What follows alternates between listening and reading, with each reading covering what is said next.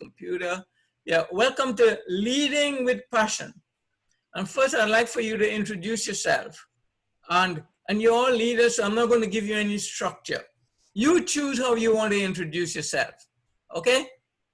And we have 90 minutes, so let's get the show rolling.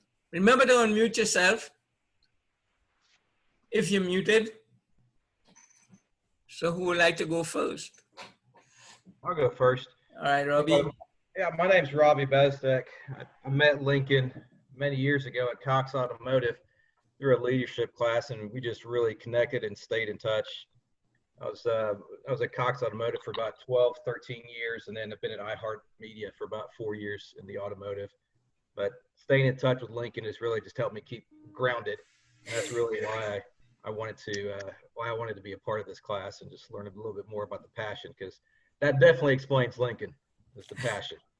Indeed.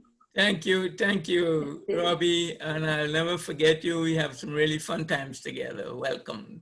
Who wants to go next? I'll take it next. I'm Kate St. Clair.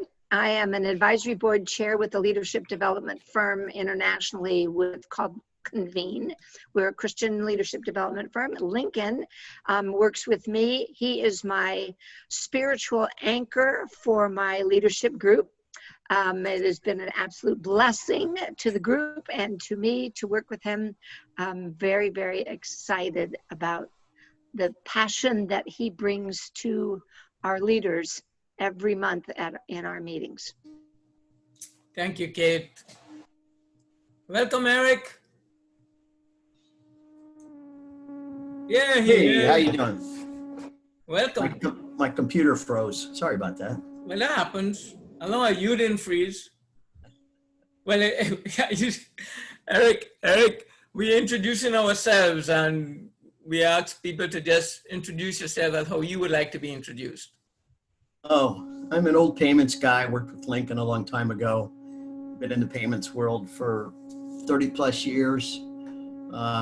Credit cards, bank payments, those kind of things.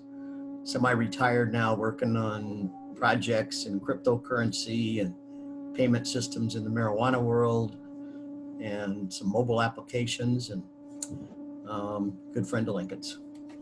Welcome, Eric. I'm a Nebraska fan. Big Red. Eric's nickname is Big Red. Oh, and Robbie, he's a golfer. There you go. Yeah. Bad golfer. Well, who is a good golfer? Did you watch this weekend? These guys were struggling. These pros were struggling. Thank you, Eric. Who else? Who would like to go next? I'll go. So Matt Skanga here. I'm excited to be part of the group. Janelle, the fabulous and talented Janelle, introduced me to Lincoln, and she was really excited about this class. And so I'm a new friend of Lincoln. Sounds like you guys all are experienced with him, but I'm excited to get into his orbit and learn a little something and maybe contribute something. So thanks for having me. Thank you, Matt. Welcome. That leaves. Hi. Oh, go ahead. Oh, go ahead. Okay, I'm Janelle Martin. I met Lincoln many moons ago when I worked with him at autotrader.com. I sell media for Pandora Radio, and I just, I felt like I'm always on the Lincoln's email chain, and every now and again the passion workshop comes up, and it was one that really just fueled my fire back when I worked at AutoTrader. And so during COVID and all this craziness, I thought, you know what, I would love to re-engage and kind of get reignited again. So that's what brought me here today. I'm excited to join this meeting and see what I can both contribute and take away. So happy to see you, Janelle. I remember all our projects we did together. Thank you. All right, Mario, you're on deck. Hi, I'm Mario Rector. I was with Cox for 14 years. Spent many years with Lincoln. Really enjoy his training, his passion for leadership, and really getting people to the next level. And like Janelle, I've been looking for an opportunity to jump on, and the timing aligned and allowed me to be part of the group. So Lincoln, thank you for the invite, and I'm glad to be here.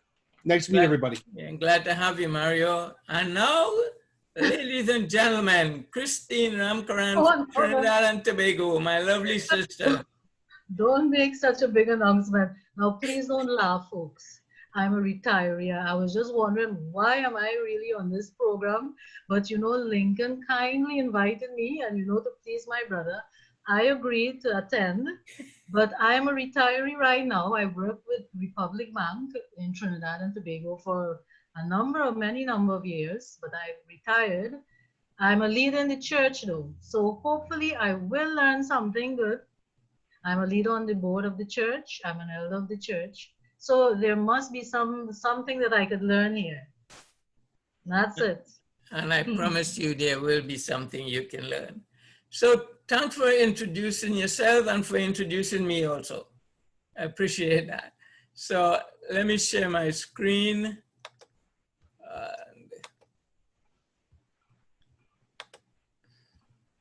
Okay.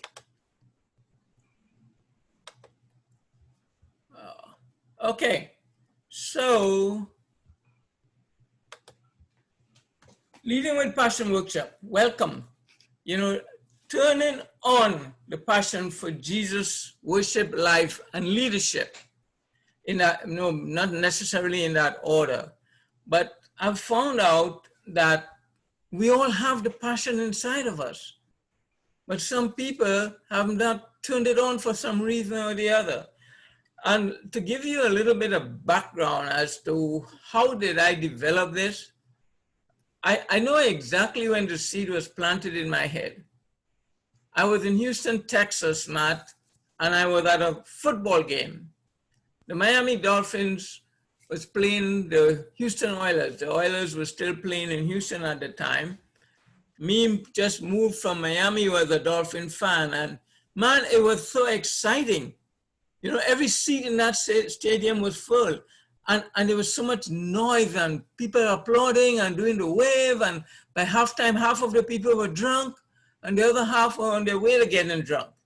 I must have been the only sober guy in that whole stadium because I'm a one-beer kind of guy. And then in the third quarter, Miami was really kicking their butt. So I was having a great time. And then in the third quarter, I don't know if you've ever experienced this, but everything became silent. I was no longer hearing the noise around me, but I was hearing a voice in my head, and the voice knew my name. And this is what the voice told me. Lincoln, man, I've never seen you so happy and excited in a long time. Come tomorrow, Monday morning, Tuesday, Wednesday, where would all this joy and passion go, Lincoln? What if there was a way for you to bottle how you're feeling right now and apply it to what you do every day? And people, that was around September of 1995, when that seed was planted in my head. And it was not until 2001 that I put pen to paper and developed what I'm going to share with you today. And I want to tell you, I have written a lot of training material, but and you have to do research and do it over and over again until you get it right. When I started to work on this project, the pen just flowed.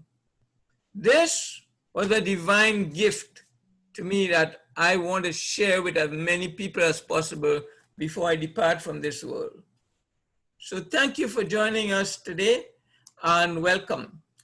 It's all about taking it to the next level in worship, life, and leadership. Too many people are settling for okay in the world today. Would you agree with that? Yes. Would you agree with that? You unmute yourself if you're going to say something. Absolutely. Yeah, or you can put it in the chat, yes or no. Also, too many people are settling for okay and not living to their full potential. And that's one of my missions, to help people to live to their full potential, taking it to the next level. Have you heard of okay, let me rephrase that. what is the #1 selling car in the world today? Anybody? Some of you are in the automotive industry. What's the #1 Ford selling car? F-150. Huh? The Ford F-150. The Ford F1, I don't think so, Matt. It's the Toyota Camry in the whole wide world. Maybe in America, the Ford is #1, or maybe in Texas. That was a You're trick question, Lincoln. You're right. You're right. That's a global. We get half a It's point. for in the that. global, yeah, maybe in Thanks, Texas, Robbie. yeah. Yeah. But in the whole wide world, the Toyota Camry is the #1 selling car. Do you know what's the motto, the mantra of Toyota? Anybody? Constant improvement. Continuous improvement. The Japanese word is Kaizen, Kaizen, continuous improvement.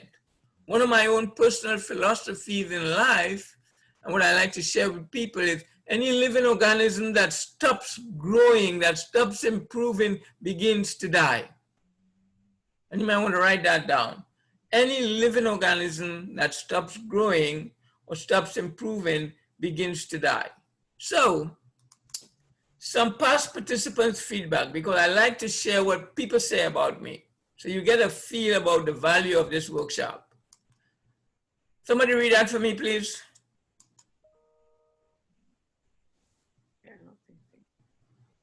I like the informal feel of the presentation. It was fun and interesting. It held my attention the entire time. It showed me how to be passionate about what I do and the effects on other people around me. Yeah, it's contagious.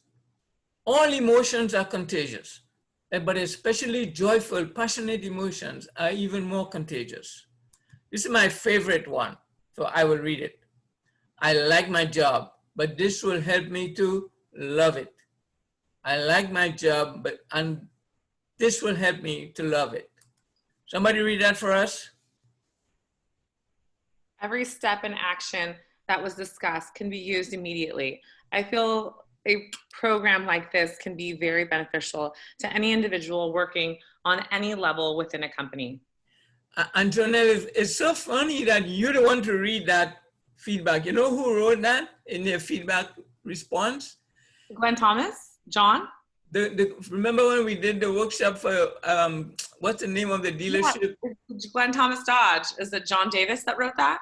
Not John, it was a young lady, the marketing lady. Okay. Yeah, she wrote that. I love it. Yeah.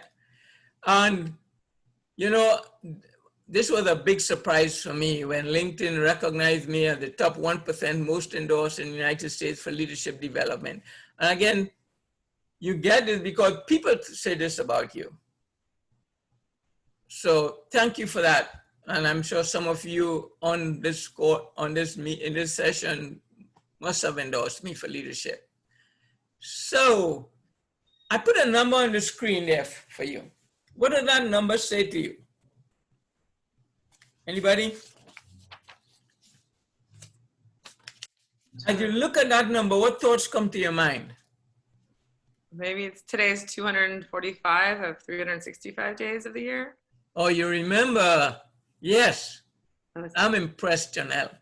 That was a really good guess. I'm not gonna lie. I'm impressed. But it's amazing how people are not intentional about the time that they have in this world. Today is the 245th day of the year. We have lived 244 days this year. And today is the 205th year. You know, we need to be more intentional about living and not just existing. 245 days. Today is the 245th day that we have lived this year.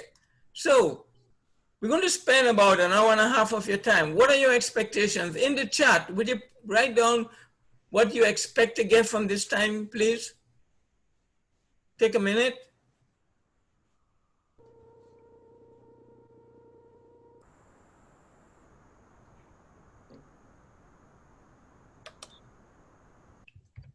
Chat.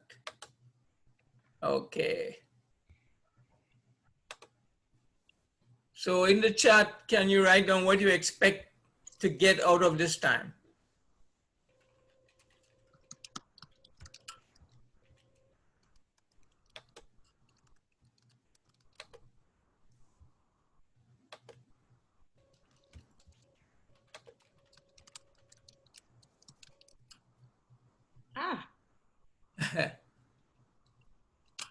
Okay.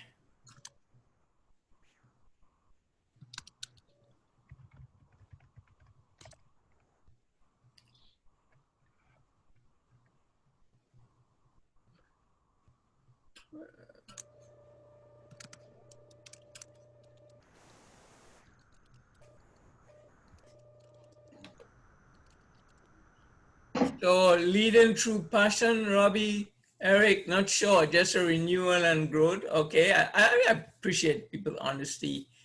Kate, fire in my heart. Matt, to grow. Janelle, to reignite. Mario, what about you? New tools for the leading people and others around me. Thank you. Anybody else want to add anything? Well, I would be looking for skills to lead with more passion and assertion, and well, just to get more information on the whole, to better my skills in leadership. All right, thank you. Thank you for that. So as leaders, one of our main roles is not only to meet our own expectations, but also to meet the expectations of the people who we lead. And how do you know what they expect from you? You got to ask them. Too many leaders don't ask. Don't ask. And when we don't ask, we assume. And you know what happens when we assume? You know what happens when we assume? So don't do that, okay? All right. I want to get rid of this chat now. Close the chat. Okay. Go back to share the screen. So that share your expectations. Now the other thing is,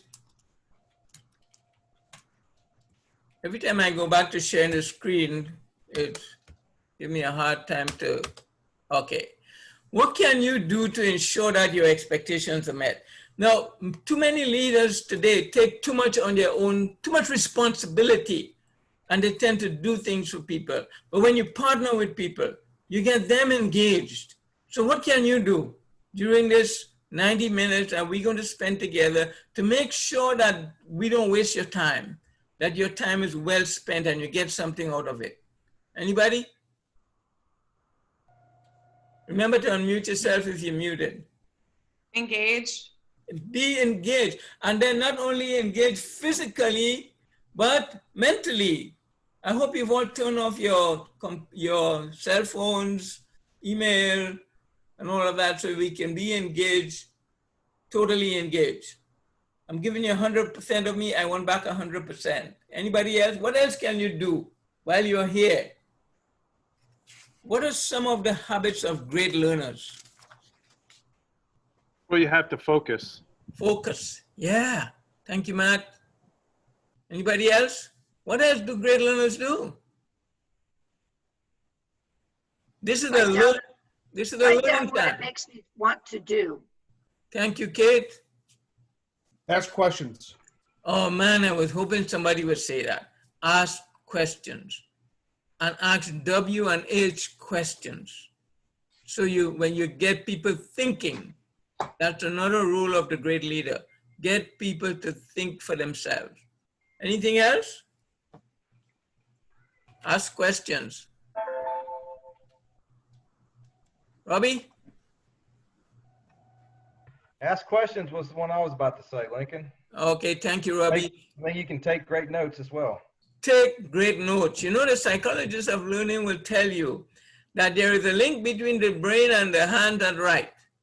We tend to remember more what we write with our hands than what we type or what we don't write. That's why I sent you that handout and I hope you're using it. You will use it today to take notes. Okay, what about listening? Do great learners listen? Yeah, but they listen actively, not passively. And notice how, here's my 10 seconds effective listening workshop. Look at how the Lord designed us. 2 ears, 1 mouth, which is a subtle indication that we should listen twice as much we speak. I've seen too many leaders, they don't listen. They think they have to be talking all the time. and they don't listen. But the great leaders listen to their people. That's how you get to know your people and what they need and how you can lead them efficiently. So listen. So we talk about what can you do. We already talked about that. So now I have some expectations of my own because I need your help to make this happen. You know, Robbie, I play at golf. I don't play golf. And every time I hit the ball, I expect it to go in the hole. So I have some expectations from you that I like for you to deliver for me. First is, your mind is like a parachute. It's no use unless it's open. Would you agree with that statement? Yeah. It's no use unless it's open.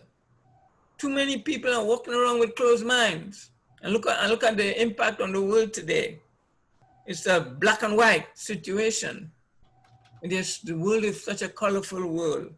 And then learning is an active process. We learn most by doing, by applying. It's an active process, so actively participate today.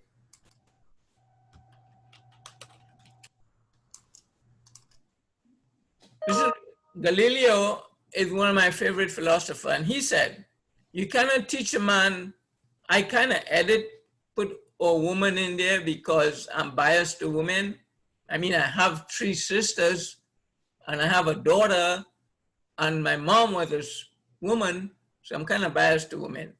I'm married to a woman, and as you can see today, I got quite a few female friends. You cannot teach a man or woman anything. You can only help them to find it within themselves. And that's what great leaders do. They do not pour into people. They draw out of people what's inside of those people. Now it becomes more credible. Now it becomes more applicable. Now it becomes more real when you pull it out of them instead of trying to pour it into them. Share your ideas, people. When you share your ideas, you're encouraging other people to share theirs. And an idea stuck in your head is of no value. Would you agree with that? An idea stuck in a person's head is of no value. It becomes value when you share it and when you do something about it. Okay, I know. How many of you have pets? I do. Christine, what kind of pet you have, Christine? A dog and a cat. A dog and a cat. Okay, anybody else? Pet? 2 cats. 2 cats. I know. 2 dogs. 2 dogs. 2 dogs. Mario, 2 dogs. Yeah. And Well, I'm going to ask you to adopt a pet rat. And I know Kate is getting really worried right now. But don't worry. It's not a real rat. It's a virtual rat. Okay? The R in rat stands for retain. How do we human beings retain information? Repetition. By repeating it. Yeah. I mean, remember how we learned the alphabet? They even made us sing it. Have we forgotten it? Never. I ask you, what's the 5th letter of the alphabet? Do you have to think about it? No, you repeated it so you know it's the E. And if I ask you what's the last letter of the alphabet, you know it's a Z. You don't even have to think about it because you repeated it so many times. Too often we go to a workshop, we hear a speech, you know, we hear a sermon, and we don't repeat it. We retain it. So I'm recording this session. If anybody at the end would like a copy of the recording, just send me an email and I'll send a link to you, okay? The A stands for apply. Have you heard the statement, knowledge is power? Anybody? Sure. Yeah, of course. Yes. Yes, I That's know. one of the biggest BS statements I've ever heard. Knowledge is only Applied becomes knowledge. powerful when it's applied in a positive, constructive way. Apply. Again, that's how we learn. And the T stands for transfer. The more we share what we know, the more we know. Would you agree with that? Yes. The more we share what we know, the more we know. So then sharpen your axe. Too many, you know, many of us, we operate like if we're on like a hamster on a wheel. We just keep going. We need to stop and sharpen our axe. And I'm glad you people decide to take this time today to stop and sharpen your axe. Because if the axe is dull and its edge unsharpened, more strength is needed, more effort is needed, but skill will bring success. And that's Ecclesiastes 10:10.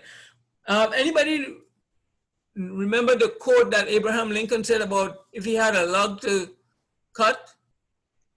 If he had an hour to cut a log, what will he do? Spend the first 2/3 sharpening his axe. Yeah.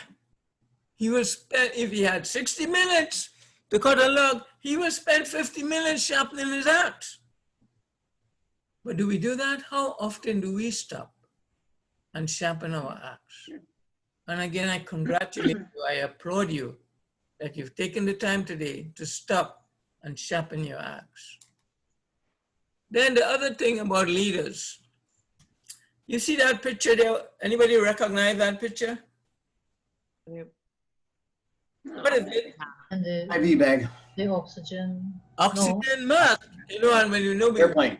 Yeah. you've all been on a plane, and when they show you the mask, what do they tell you to do? Put it on yourself and then Put it on it. Yes, before you put it on Why? something. Why do they put it on yourself first? That sounds like selfish. But why? Because you can't help others unless you help yourself first. Exactly. You might be in the middle of trying to put it on somebody else and then you are dying out of lack of air. Leaders, take care of yourself. So now you can take care of your people. Take care. Even Jesus Christ went up in the mountains to refresh and recharge, you know, to have some fun. He went to a wedding party, have some fun. So why do people work? Why do you work? Put it in the chat. What are some of the reasons? Or maybe tell me, do you like to have a nice car or you like a junk car? Is that a good reason to work? No.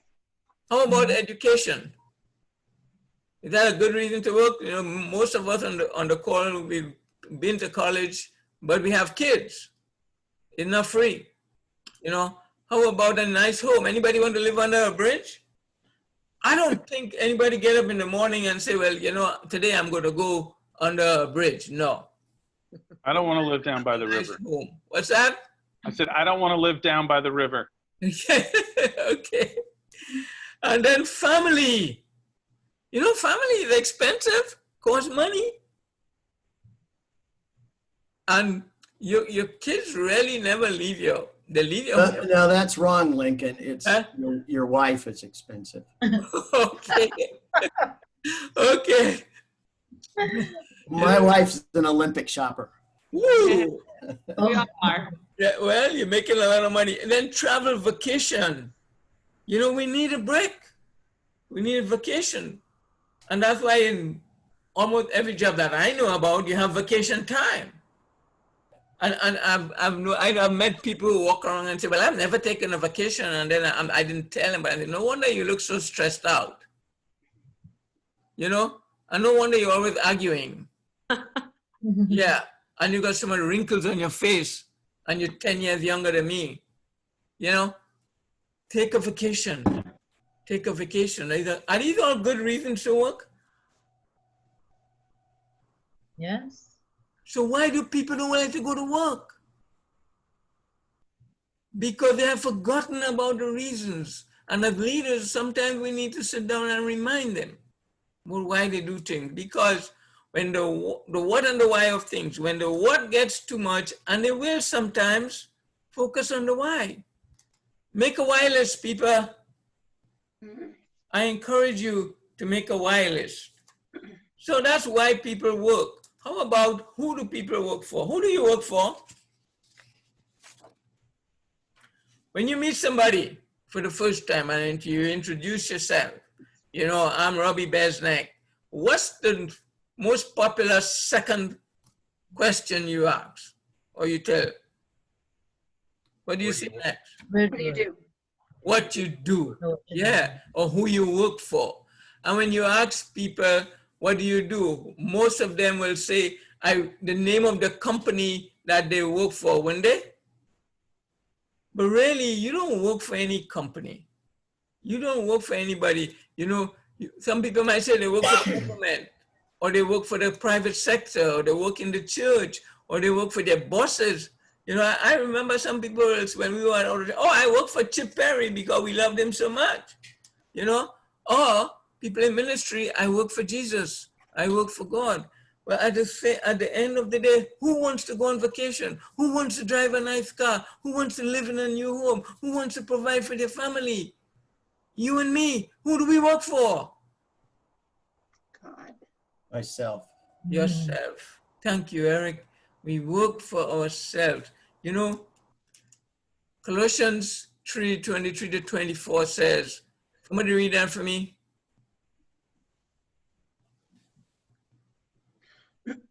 I'll do it. Whatever you do, work at it with all your heart, as working for the Lord, not for human masters, since you know that you will receive an inheritance from the Lord as a reward. It is the Lord Christ you are serving. Amen. And some people, they don't work hard because they think, well, nobody appreciate me, or nobody say thank you, or nobody recognize what I've done. But we know, God knows. And that's what's most important. You know, it's a partnership. I like to tell leaders, I'm on a mission to tell leaders, stop hiring employees. Stop hiring managers. Stop hiring salespeople. Stop hiring people with titles and start hiring business partners. We're all in this together. It's a partnership. It's a partnership. Hire partners. You know, you can assign them a role, a title, but their role is to be a business partner. Everything that they do contributes towards the development, growth of the business and the profits of the business. We're in partnership with one another. The security guard, the janitor, the top salesperson, the lowest sales, everybody, we're in partnership. You know, so you will be my people and I will be even God wants us to be his partner. It's a partnership. And the day when the people in the world today, in the workplace, realize I am not going to work today, I'm going to perform. I'm going to perform. This is my business. I'm a partner in this business. I get paid to do this. I get paid to do this. So the question is, what does the word passion mean? When I say passion, what comes to your mind? And shout it out. When I say passion, what comes to your mind? What you love to do. What I love to do. Enthusiasm. Enthusiasm. Commitment. What's that, Eric? Commitment. Commitment, yeah. What else? Joy. Joy. I didn't hear you, Janelle. Fire. Fire. Passion. What does it mean? You know, I've heard a lot of speakers talk about passion. I've even heard people in interview, like they interviewed Chamberlain, Walt Chamberlain, who is he scored the most baskets ever. He still has the record in a game, I think 100 points in a game. And they asked him, what's the difference between an average player and a superstar? And his response was spirit, which is another word for passion. Passion. You know, and if we as leaders can carry that passion and encourage our people to bring more passion into the workplace, into the game, think about the results. I've never heard a speaker fully explain what passion is all about. And that's what we're going to do today. We're going to break this down. So Webster, you know, everybody knows who Webster is, right? So this is what he tells us what passion is all about. According to Webster, feeling, warmth, heart, fire, fervor, intensity, ecstasy, enthusiasm, earnestness, gusto, eagerness. And the question we need to ask ourselves is, can we feel this way about what we do every day? Can we feel this way about what we do every day? It's a choice, brothers and sisters. it's a choice. We can choose whether to turn it on or turn it off, or turn it down. So, what do you have a passion for? What do you like to do? What gets you excited? What do you look forward to doing? Other than work, okay? Travel. Travel, okay. I like to exercise. Oh, you're an exercise guy. All right, go to the gym. Anybody else? What do you like to do? Cook. Mario, what did you say? Cook. Cook. Woohoo! Eat. Eat. All right, we're going to put Mario and Kate together. I'll agree with that. Spending time with family, I love that. Spending time with family. Yep. Learning new things. Learning new things. What do you... Teaching others. Teaching others. Yeah. You know, for me, I'm like Kate, you know, like my adult Sunday school class asked me to teach last Sunday. Oh my God. It's like your juices just get flowing, and it's amazing how the ideas come to you, and it's like a joy to share with other people, and I get to do this for the rest of my life. So what do you have a passion for? What do you look forward to doing? It's not work. What gives you joy? What gives you, I mean, I like to play golf, don't get me wrong. I look forward to our Friday morning tea times, but what's more than that is teaching and preaching and sharing the word. So we talk about that, spending time with family is a popular one, a vacation, you know, going to church, you know, exercise. That's not you, Matt, okay? Yeah, you know, playing a sport, fishing, you know, because life is too short not to find something that you enjoy doing and making time to do it. People, take care of yourself, okay? Promise? Amen. Yeah. Amen. So, would you agree that people who have a passion for what they do enjoy what they do? Absolutely. Yes. Absolutely. Yes. You know, I've Sure. never met another human being who tell me, Lincoln, you know, I don't want to be happy. Lying. Have you? Have you? Everybody wants to be happy, but they're looking in the wrong place, and they're trying to get the happiness from an external source when they have the power within themselves. You know, experience less stress. Would you agree with that? I didn't hear you. Yes. Absolutely. Absolutely. Yeah. And again, anybody in this on this meeting doesn't have enough stress in your life, you want more? Nothing. Definitely Nothing. not. No, you know. And then have peace of mind. Who doesn't want to have peace of mind? And get more done. Get more. Too many people are settling for just enough. Okay. If more people will get more done, and you know, if we get more people to turn on the passion for what they do, would you agree we'd have more peace in this world, more love and joy, more productivity, the stock market will go up, Indeed. less rioting? That works. Now, Lincoln, I have to tell you, I see it differently. Okay. I enjoy most of what I do. I experience stress because I'm passionate about something and I didn't get it done exactly the way I wanted. I don't have peace of mind because I wake up in the middle of the night thinking about the stuff I want to do that I'm passionate about, but I do get more done. So it works. It works. And you know, there is positive stress and then there's negative stress. I know what you're saying. What you just expressed is positive stress because you do something about it. And we all make mistakes. And we learn from our mistakes. And we do something about it. Thank you, Eric. So what will happen if people develop a passion for God, life, and work? What do you think is going to happen?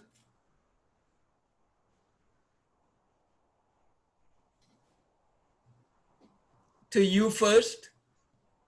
Well, you'll be a happier person for sure. Exactly, yeah. Eric? Filled. Happier life. Feel happier life. We'd be healthier. Yeah. And think about the impact of the people in your circle. How contagious is this going to be? I was talking to a young lady this morning on the phone, and she was saying, people were asking, how come you always look so happy? How come? Because you focus on the things that make you happy and you delete the things that make you unhappy. So having a passion for what you do is a matter of choice, not circumstance. Enjoy what you're doing while you're doing it until you can do better. That's a choice. That's a choice. You know, it could be worse. Take a look at this.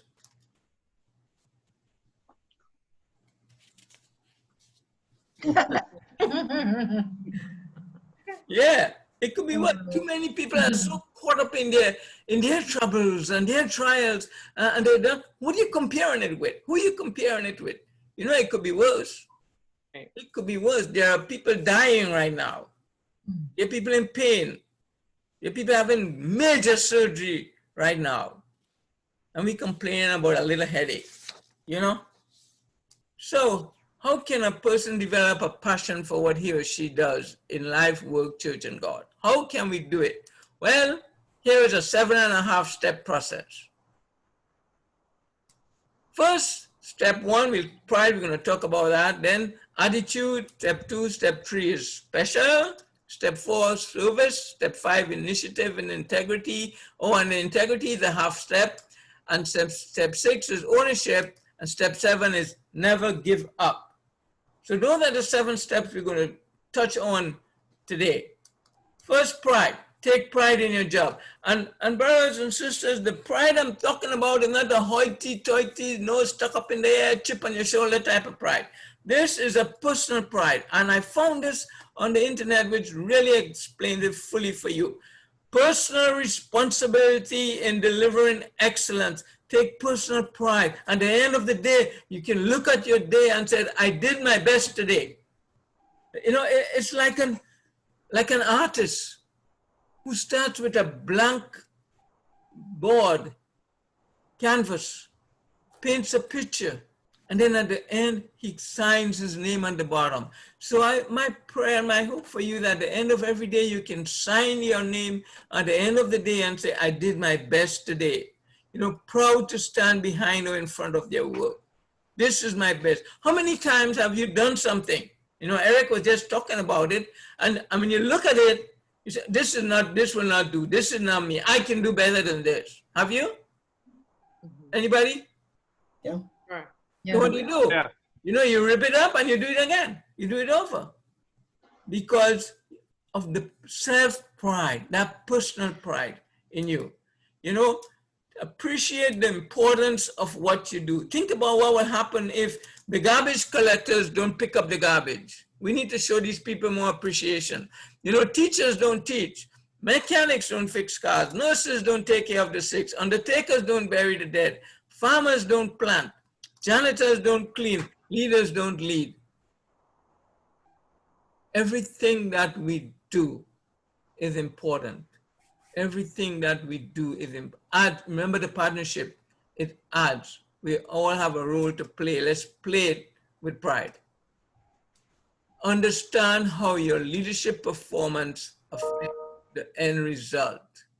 Understand how your leadership performance affects the end result. You know, we talk about cultures. Cultures will evolve, but great leaders will lead people to form the culture that they would like to see in their organization.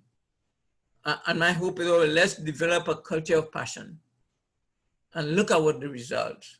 You know, look at the big picture. Look at the big picture. How does your performance affect the people around you, your customers, your internal and your external customers, the bottom line, the whole wide world, the economy? How does what you do impact the big picture? See the big picture. We need to get out of our cocoons and open our eyes, widen our horizons, because think global. Some Bible references. Somebody read that for me. Therefore, show these men the proof of your love and the reason for your pride in you, so that the churches can see it. 2 Corinthians 8:24. Do people see something different about you? How you carry yourself? Why are you walking around with your head down all the time?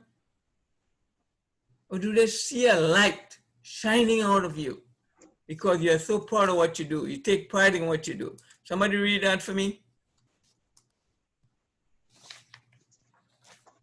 Each one should test his own actions. Then he can take pride in himself without comparing himself to somebody else. For each one should carry his own load. And we'll talk more about this later. Too often people compare themselves with other people. There's only one of you. Then step 2 is attitude. What was step 1 again? Pride. Right, take pride in what you do. Step 2 is attitude. You know, adopt a positive attitude. Do you know people who, anytime you meet them, they never have anything good to say or positive to say? Do you know anybody like that? Have you worked with anybody like that? Yep. And hang around much longer. You know, and sometimes you got to ask them, where did you get that data from? It's like, you know, we are creatures of habit. There's some people, their habit is just to see the negative. They don't look for the positive. You know, your attitude towards life determines life's attitude towards you. If you get up in the morning and you say today is going to be a crappy day, I think it's going to be a crappy day, it's going to be a crappy day, you're not going to be disappointed. But if you get up in the morning and today is going to be full of opportunities, I will look for the great opportunities and I will make the most of it. Guess what? You're not going to be disappointed. You'll be amazed. Attitude is a magnet. What you think is what you attract. You know, look at every keyboard in a computer, even in your phone, there's a delete button, right? What do you delete? What do you delete? Mistakes. Mistake, number 1. Yeah, what else? Stuff we don't want to see. Stuff we don't want to see. Trash, right? They even have this a trash can symbol. Spam.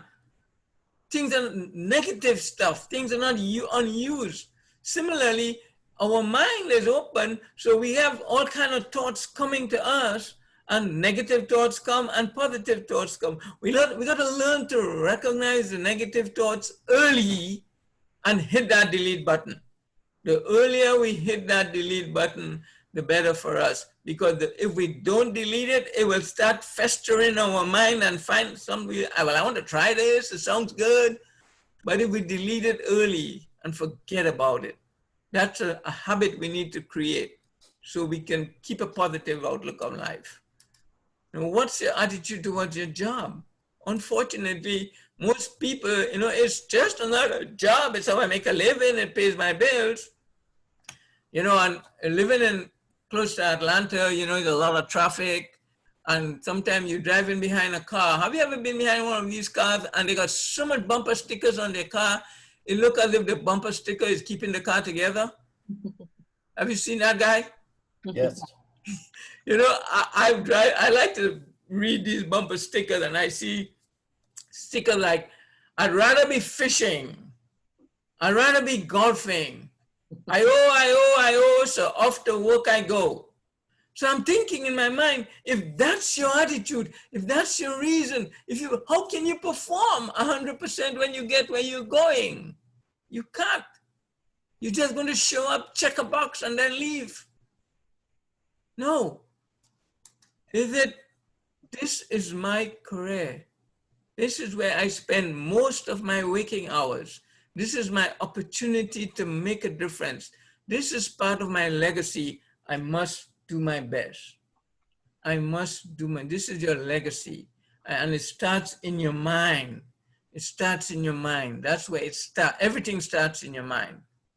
And you have control to choose the negative or the positive. I hope you choose the positive.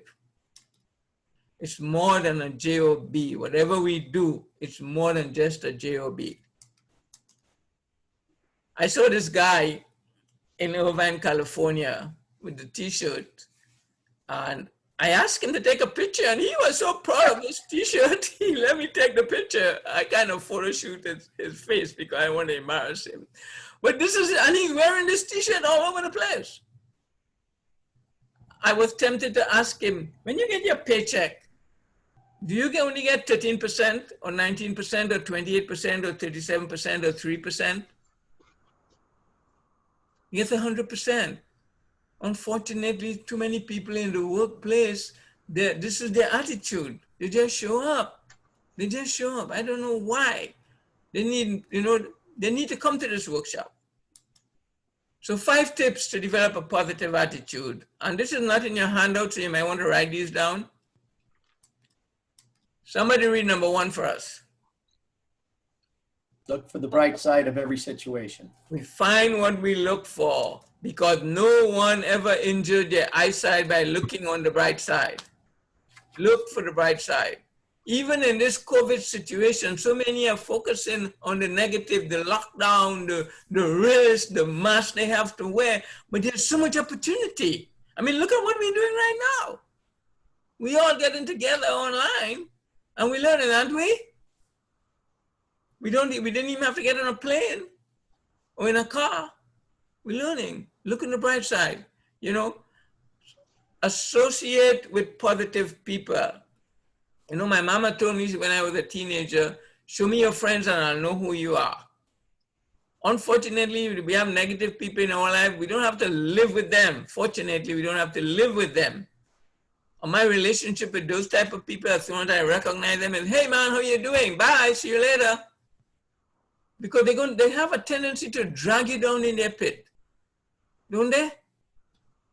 If you let them. Somebody read number 3 for us. Treat everyone who you come into contact as the most important person at that time. Yeah, that person in front of you, in your space. I mean, you can do so much for that person in a moment. Treat them as the most important person. Somebody read number 4 for us. Look for the best in new ideas and look for good ideas everywhere. We find what we look for. Amen. And number 5, somebody read number 5 for us.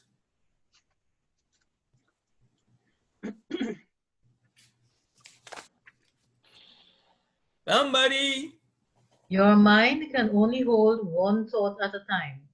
Since there is little to be gained by holding negative thoughts, hold on to the positive ones. Thank you. So there's 5 tips.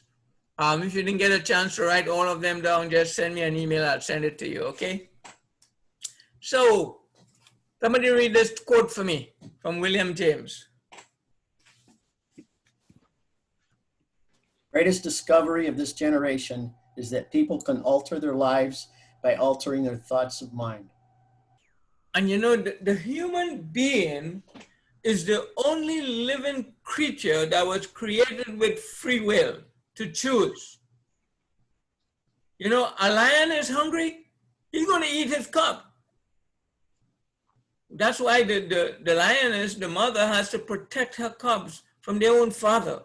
But in the human world, you're going to be crazy on drugs or something to do something like that. But the normal average human being, father would give his child the last piece of bread and do without. We can alter our lives by altering their thoughts of mind. That's a blessing. That's a gift that we all have. Too many people are not using it. I hope that you will choose to be aware of it, to accept it, believe it, and use it. Adopt a positive attitude, because your attitude towards life determines life's attitude towards you. You're not going to be disappointed. You like this? Leadership is not about size. It's an attitude. Look at that. So, some biblical references. Somebody read that for me, please.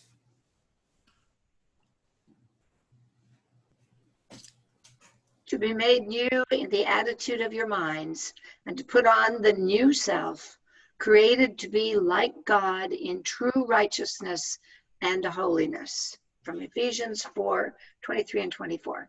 And you know, we can all change our mind, can't we? Hello?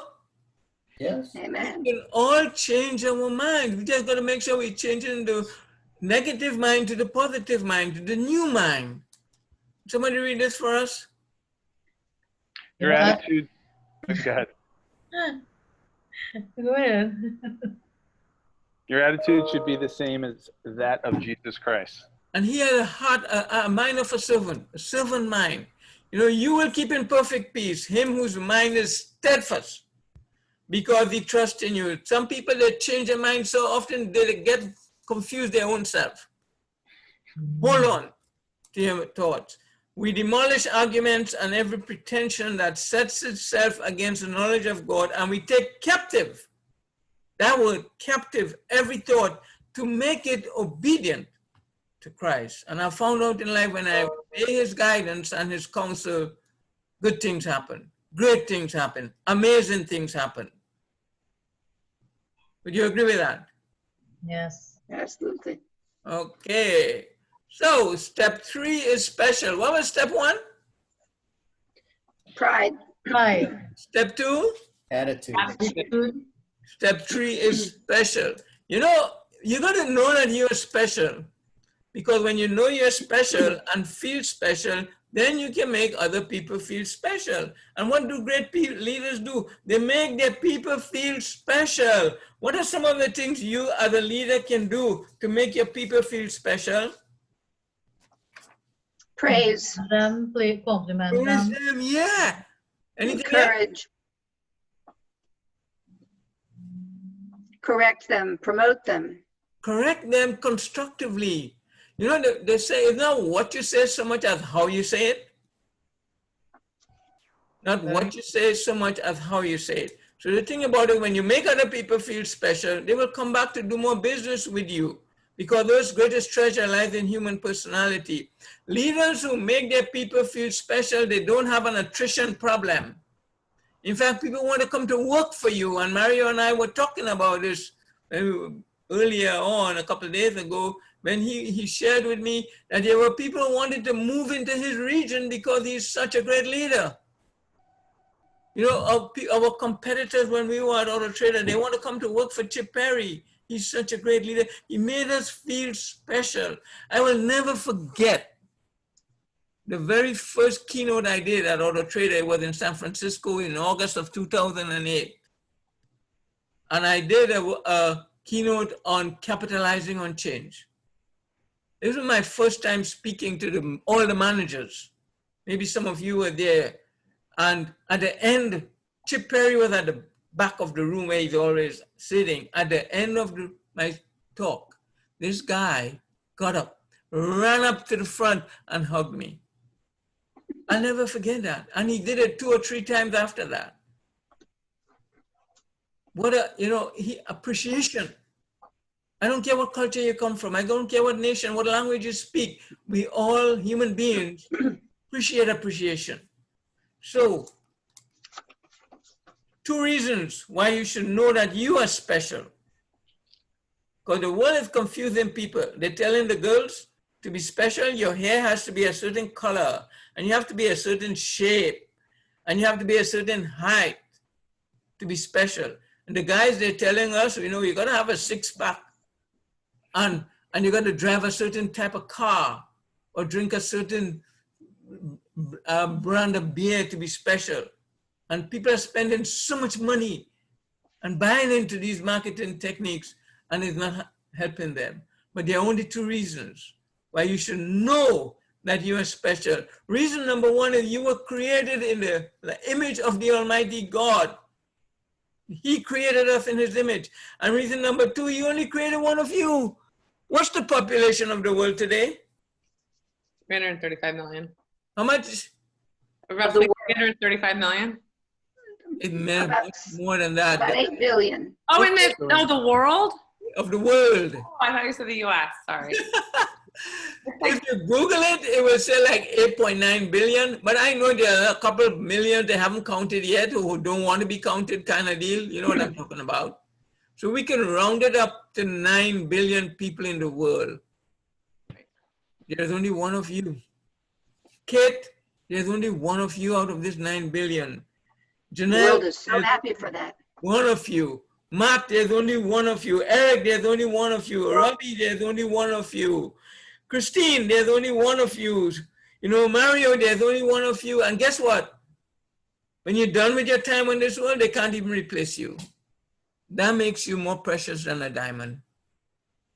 There is only one. So look, when you look in the mirror, see one of a kind, most special in the whole wide world.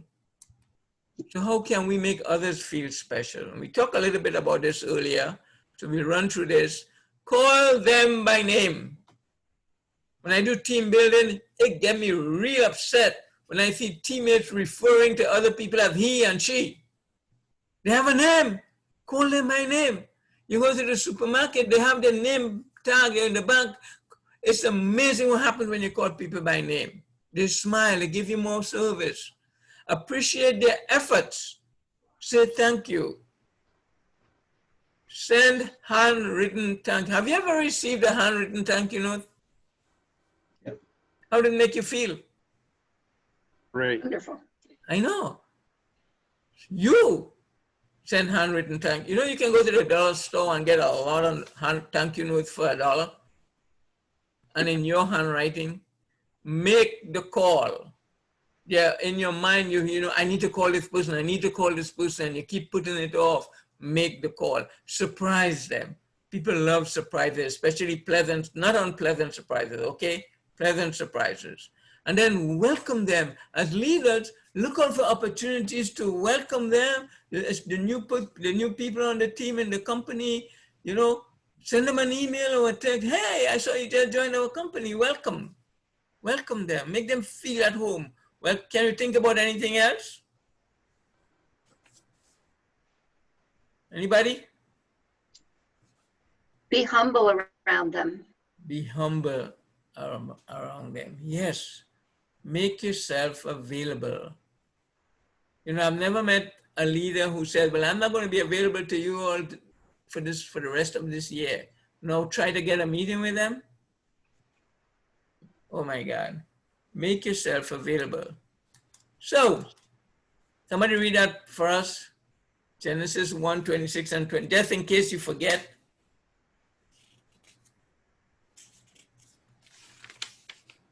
Time is going. Let us make man in our image, in our likeness, and let them rule over the fish of the sea and the birds of the air, over the livestock, over all earth, and over all the creatures that move along on the ground. And the Lord formed man from dust to the ground and breathed it into his nostrils the breath of life, and man became a living being. Now think about it. If you read about the creation, everything as that was created. In Genesis, it's always the Lord said the word and mountains pop up. He said the word and oceans appeared. He said the word and animals start walking on the ground and birds start, he just said the word. But when he was ready to make you and me, this God Almighty got personally involved with his own hands. He made us, he decided to make us different in his image. And with his own hands, he shaped you and me. What a blessing, what an honor, what a privilege. Believe it, enjoy it, make the most of it. Use that power that he gives us. Yet to all who received him, to those who believe in his name, he gave them the right to become children of God. We are his children. And those of us who are parents might appreciate this even more. Those of us who had good parents might appreciate this even more. I will be a father to you, and you will be my sons and daughters, said the Lord Almighty. We are his sons and daughters. That's why he takes care of us. That's why he died for us. So step 4 is service. What was step 1? Pride. Pride. Step 2? Attitude. Attitude. Step 3? Special. And now we come to step 4, service. I'm here to tell you people, any company that does not provide an excellent service will not be around for long. Will not be around for long. service. You know, whatever you do is a service to others. To stay in business, you must offer excellent service. Customers will only tolerate poor service until they can get better service from somewhere else. Would you agree with that? Yeah. Yes, Have anybody on this, in this session, have you ever canceled a service? absolutely. Yeah. Would you cancel a good service? No. No. Right. So if you want to stay in business, you got to offer good service. If you want to keep your people and inspire them to perform at a high level, you got to provide them good service. Go out of your way to provide superior service to everyone, because service to humanity is the best work of life. JCI Creed. Service to humanity is the best work of life. And at the end of the day, everything we do is a service to our fellow people. So what's poor service? Give me some examples of poor service. AT&T.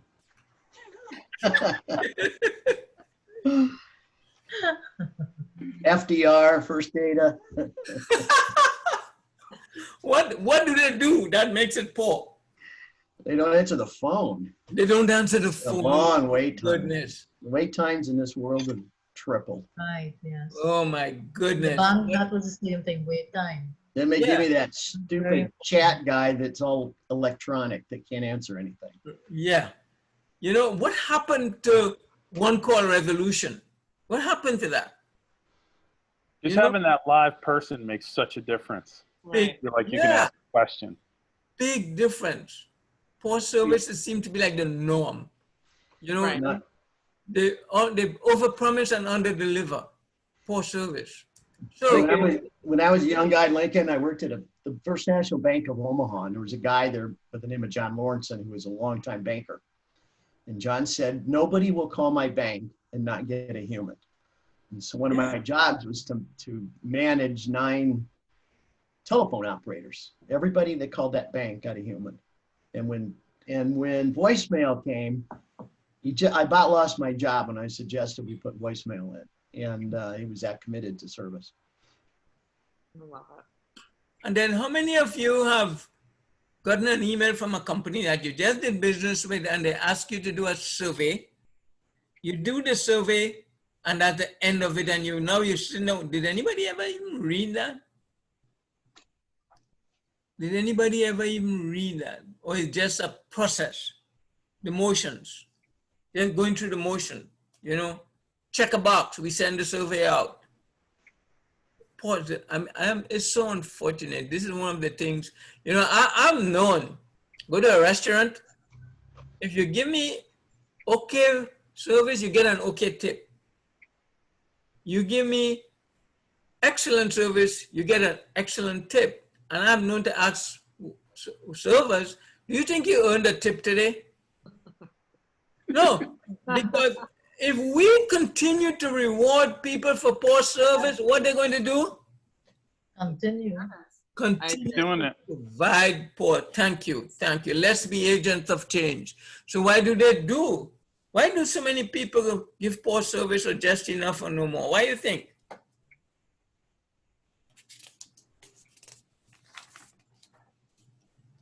Ask the Lack of question pride. again. What? I said lack of pride. Lack I of think pride. Kate said ask the question Yeah. again. Yeah, I got it. Kate? No, I got it. Yeah. You know, it's a job. It's how I make a living. You know, maybe they were not trained properly. But then you got to look at, you have 5 people in an orientation class, and then you put them out there, and out of the 5, 1 is applying what they learn and giving excellent service, and the other 4, they're just showing up. You're not inspired to do anything more. Right. Poor leadership. Or leadership. That's what I was gonna say. I think it's Don't care. poor leadership on hiring people. If you think about companies like Southwest, that's always in the top 3 for service. They don't hire you because you're going to become a great flight attendant or you have great skills to handle luggage. They hire good people. Good And they look people. at their core values, they put them in there, and then they're happy to work there. Yep. Yeah. And these people who give Great point. These people who provide, poor service, look at them. You know this. Have you ever seen a person giving you poor service with a big smile on their face unless they're a criminal? you know, they're stressed out. They can't wait. They're looking at the clock. Oh, they can't wait to get out of here. They feel trapped. They're tired. They're miserable, etc., etc. And they're bringing this on themselves. But on the other hand, what's superior service? Give me some examples of superior service. I think Chick-fil-A is a great service. Friendly. Oh my goodness, Chick-fil-A. They're in the fast food business and they are the fastest growing, chicken company in the whole wide world today. And the thing about it, they're so consistent. When you go to Chick-fil-A and they give you your order, what's the last thing they tell you? It's my pleasure. It's my pleasure every time, everywhere. They're consistent about it. They close on Sunday. Imagine that. They close on Sunday. And I'm glad Matthew raised Chick-fil-A. That they are the prime example of superior service in a fast food business. So why do some people always seem to go out of their way to give superior service? Why do you think? I think because they just have pride in what they do. Pride in what they do. Yeah, what else? They do. They're just happy and. It makes them feel good. Yeah. Yeah. And would you agree that some people is how they were brought up? Yes. Mhm. Yeah. Yes, I agree. And that's how they're made to feel at their job. They feel valued, so they pass that on. Right. And if they know that they feel accountable to maintain a standard, and it's a cultural thing. And they represent the brand. You are the brand. You are Chick-fil-A. You are Chick-fil-A. Again, you go through in the McDonald's and the more like high school kids, but then there's always one who is providing great service. Can I get you anything else? Can I get you some water? Can I get you some extra ketchup kind of deal? So it's something innate in them, but it has to do with training and that appreciation, recognition. That's why, and I will ask you, when you see somebody giving you excellent service, recognize them, because now they're going to continue doing it. Recognize them. Hey, Lincoln. Yes, Robbie. Mind if I ask a question? Do you think that it's possible to train people up to have the passion? Or do you think there's a limit within those people where they should almost be replaced with someone else? Well, it depends, because I've been doing this since 2001, and many people have told me that they have changed their passion. And yeah, but they don't meet you unless they're willing to come into a class like this. Exactly. That person already has that. Yes, they have to have the desire. They have to have the desire. They have to have that desire, of course. And you can lead a horse to water, but Can't make it drink it. you cannot make him drink. So the world is a diverse world, but we cannot give up. We cannot give up, and we got to be the example. And they say leadership by example is one of the best precepts. Lead by example. Be the one. Let me flip the question around to you then, or to anybody. Have you met someone who, in any of the organizations that you've been a part of, that doesn't want to be led to water? This is where they're going to be. They have no desire to get better, and everything. Even you couldn't get them to drink water. Of course. And that person is no longer in the company. There you go. Okay. Yep. And that's what great leaders do. They recognize who doesn't want to learn, who doesn't want to grow, and they get rid of them. You promote them to something else that they would rather do. I like that. I like that. Yeah. Yeah, you give them other opportunities, right? Okay, I want to be good to time. I don't want to keep you too long. I have to go. I gotta go. Thank Okay. you so very much. I'll send you the Thank recording. you all. Okay. No, I will give you an example. I've run several large companies, Uh-huh. and had a lot of problems with people. And what was successful for me is I'd have all my managers list their employees from the best to the worst. All of them. Who's your best employee down to your worst?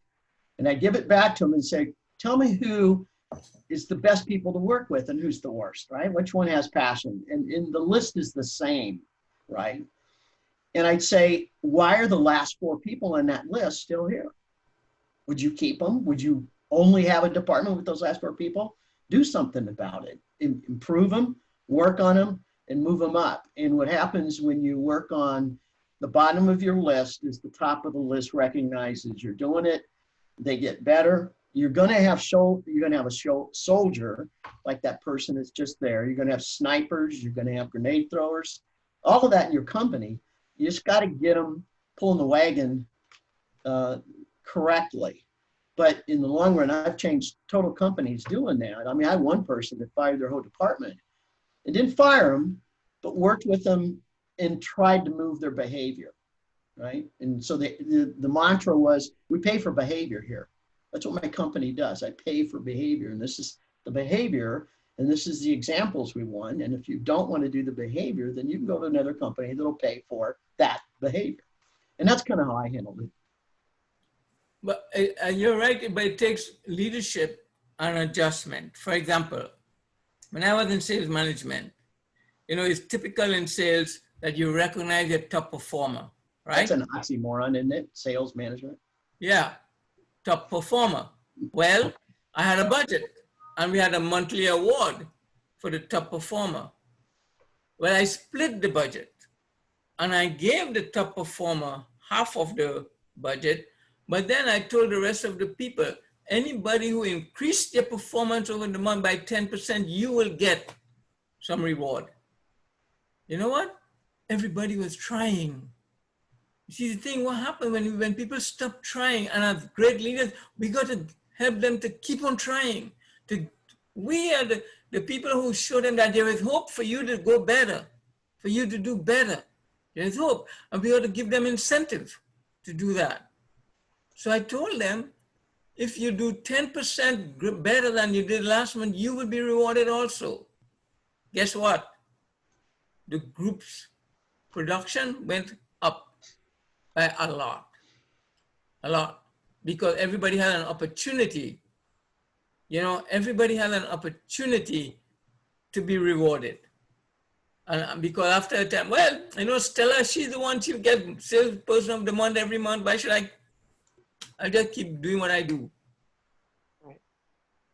That makes sense to you? Try it. So people who provide excellent service, they're happy, they're less stressed, and they produce more. Would you agree with that? So some acts of service for leaders. Smile, people. Walk around with a smile on your face. You do a Zoom call, make sure you're smiling. Say thank you. Appreciate effort. Effort. Recognize achievement. Somebody once said that recognition should be served like champagne while it's still bubbling in the moment. And don't just say good job, but be specific of what you're recognizing people for. Call people by their name. Remember that? Compliment people. And it doesn't, somebody you see them with you got a new car, that looks nice. I like your new hairdo. Compliment people. Pray for your people. Listen to your people, etc., etc. And we shared a lot about what we can do, but it has to be intentional.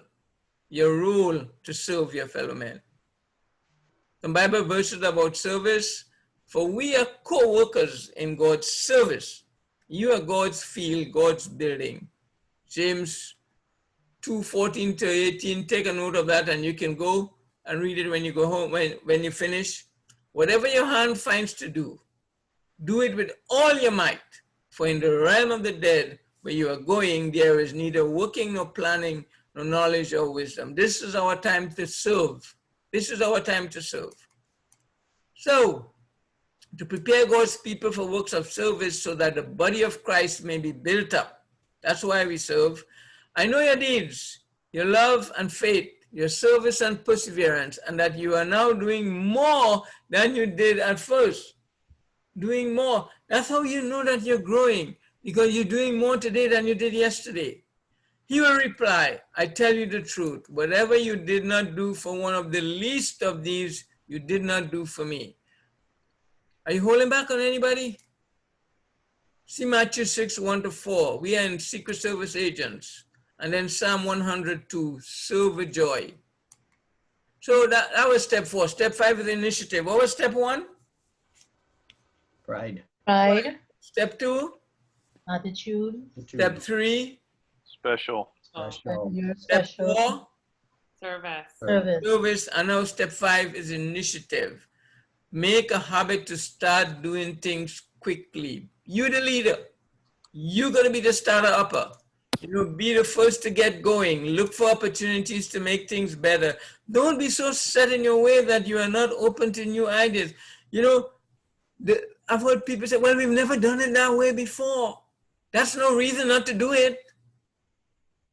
But we don't have all the resources. There's a Chinese saying, and I kind of edit a little bit, it said, the man who is waiting for everything to be perfect before he does anything is still waiting. Start. Think about new ideas and offer them to workers and upper management. You know, try to solve problems first before going to others for help.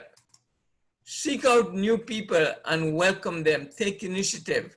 Seek out opportunities to serve. We find what we look for. Take initiative. Start a conversation. Be the one to start. Don't just walk around and like if with blinders on. Recognize people. And that was initiative. Integrity. Have you ever met somebody who told you, well, you know, man, I don't have any integrity? No. No. Right. Everybody will, oh yeah, I'm a person of integrity. But there are a lot of people who have to go and look at what's the meaning of integrity. You know, how valuable is your word? What's the level of the quality of work you do? How consistent are you? Are you a person of integrity on Sunday, but you're drunk on Saturday night? And you're beating up your wife on Friday night? How consistent are you? Do you do what you say you're going to do? I can tell you, you know, there's this, if I had $1 for everybody who made a promise to me and kept it, I would be a millionaire today. How do you perform when no one is looking?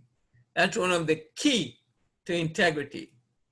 I found a simple definition, you know, of truth, fair. Remember at Auto Trader, TTT, tell the truth, was one of our mottos. Repeat after me, everybody. Unmute yourselves. Say do co. Say do co. One more time. Say do co. Say do co. Say do co. Say what you're going to do. Do what you said you were going to do. And communicate when you can. Because sometimes you have all good intentions of doing what you say you want to do, but things happen. But don't just leave people hanging. Explain to them, people will appreciate it more.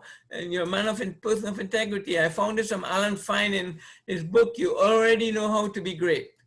So say the quote, say what you're going to do what you said you were going to do, and communicate when you can't. So, some Bible verses about integrity. Somebody read that for me. Do not repay anyone evil for evil. Be careful to do whatever is right in the eyes of everybody. And you know what? We know what's right and we know what's wrong. But everybody, don't be selective. Somebody read that for us. The integrity of the upright guides them, but the unfaithful are destroyed by their duplicity. Amen. Somebody else read this for us. A good name is more desirable than great riches. To be esteemed is better than silver or gold. What are you known for? That's your integrity. That's your legacy.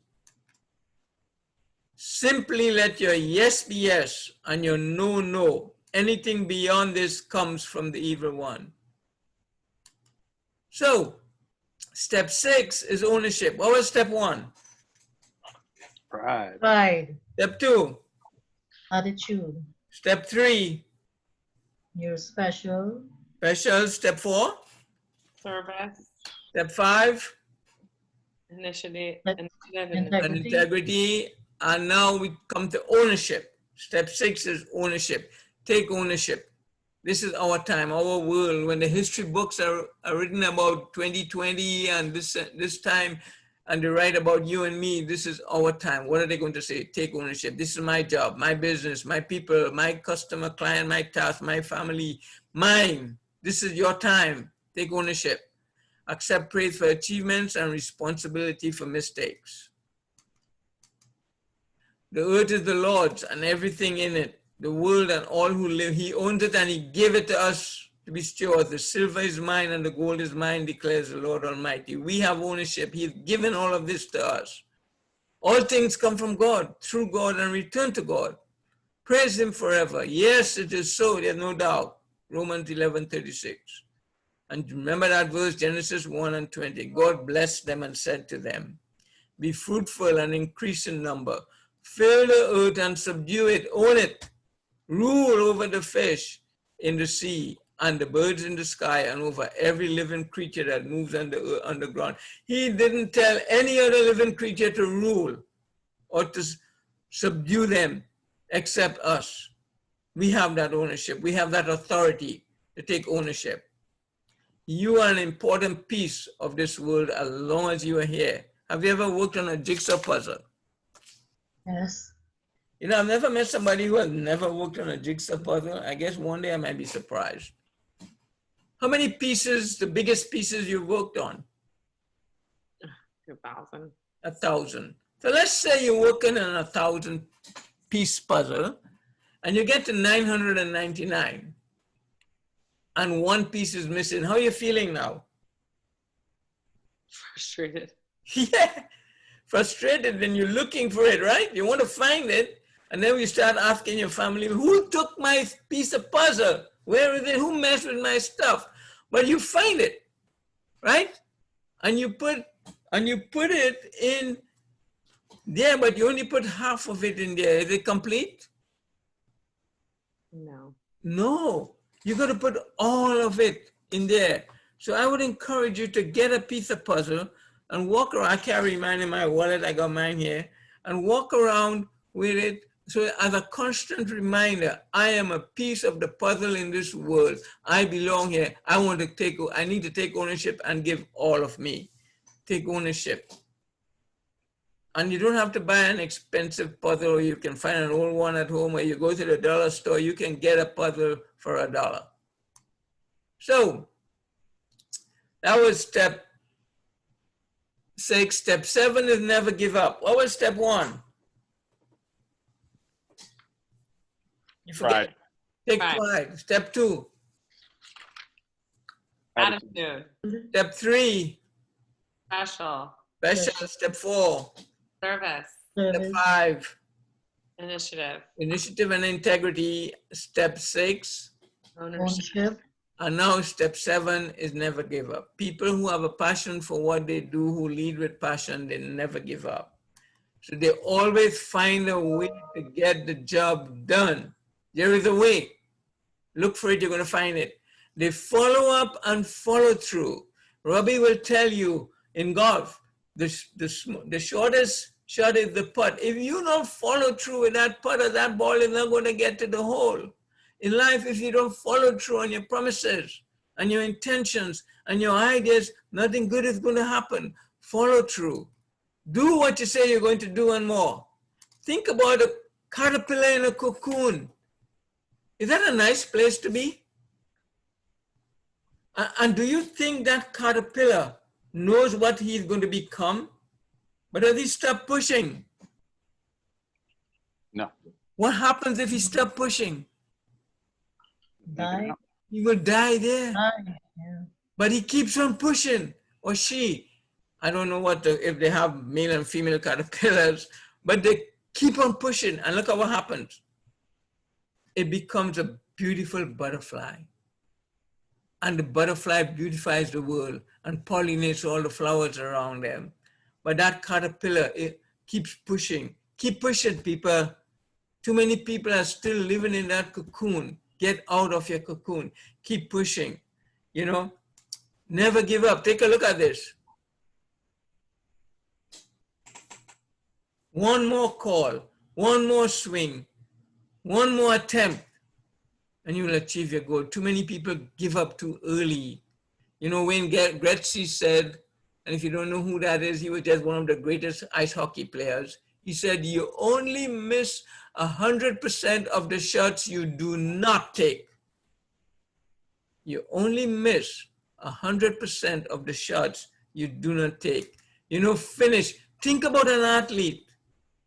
Especially, you know, I don't know, anybody have ever run a marathon? Marathon runners? No. They don't give up. And guess what? When they're getting close to the tape, they speed up. And they want to burst the tape. They never give up. Finish the race. It's hard to be the person who never gives up. You know, like, you know, Abraham Lincoln. Do you know how many times he lost an election before he was elected president? Anybody have an idea? You want to make a guess? 7. 7, that's very close. 8 times he lost. But he became finally elected as president, one of the most treasured, most loved, made the biggest difference in the history of America, Abraham Lincoln. Then Thomas Edison. They said, they don't have an exact figure, but they said, he invented the light bulb, 2,000 attempts until he was successful in inventing the incandescent bulb. You know, Walt Disney, they said hundreds of banks turned him down before one bank decided to give him, you know, investment money. And look at him today. Everybody wants to go to Disney World when this COVID thing is over. You know, Sergio Garcia, you know, I have a couple golfers here. You know how many tournaments he played before he won his first major? Any guesses? 40. 40, higher. All right, in the essence of time, I'll let you know, 73 majors he participated in before he won the Masters on April 19, 2010. He did not give up. Look at Tiger Woods, one of the greatest comeback athletes. They don't give up, you know? How about you? How about you? Don't give up. Keep swinging. Keep swinging, don't give up. Here's some Bible references for you. Somebody read that for me. Nevertheless, the righteous will hold to their ways, and those with clean hands will grow stronger. Hold to your ways, don't give up. Somebody else read this for us. Let us not become weary in doing good, for at the proper time we will reap a harvest if we do not give up. Do not give up, yeah. And somebody read that for us. I've brought you glory on earth by completing the work which you gave me to do. And that's Jesus speaking here, completing the work which you gave me to do.